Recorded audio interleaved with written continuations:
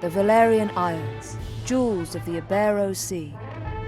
Long a center of naval commerce, the people here have struggled throughout history for dominion over these shores. Finally, there rose a man to put an end to this conflict, Rogalawa Oberith. History would know him as the Dynast King.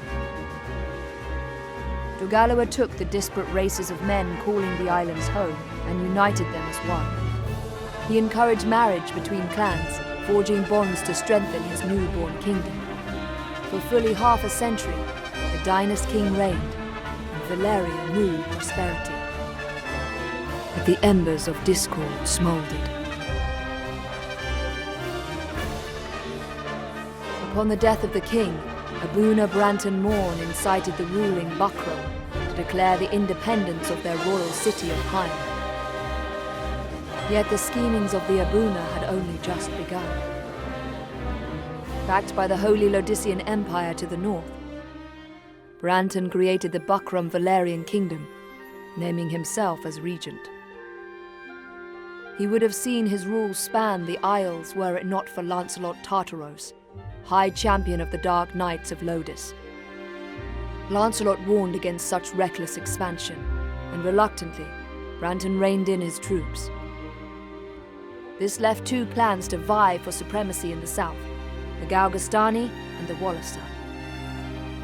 7 men in 10 were Galgastani, and on order of Hierophant Leandor Balbatos, the Galgastani declared blood war against the weaker Wallister in a move to claim the south as their own. Valeria watched as the wholesale slaughter of the Wallister race began. Duke Judah Ronway led the Wallister in resistance. They were far outmatched. In the span of half a year, they had been brought to their knees. Balbatos proclaimed the kingdom of Galgastan, and with it an official end to the blood war. But these things would bring no end to Wallister's suffering.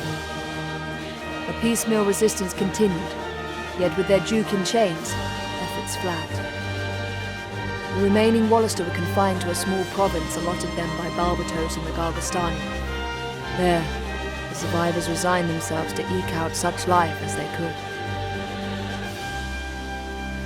Victory begets peace, and for once, the battlefields of Valeria stood silent. Yet none believed the calm would last.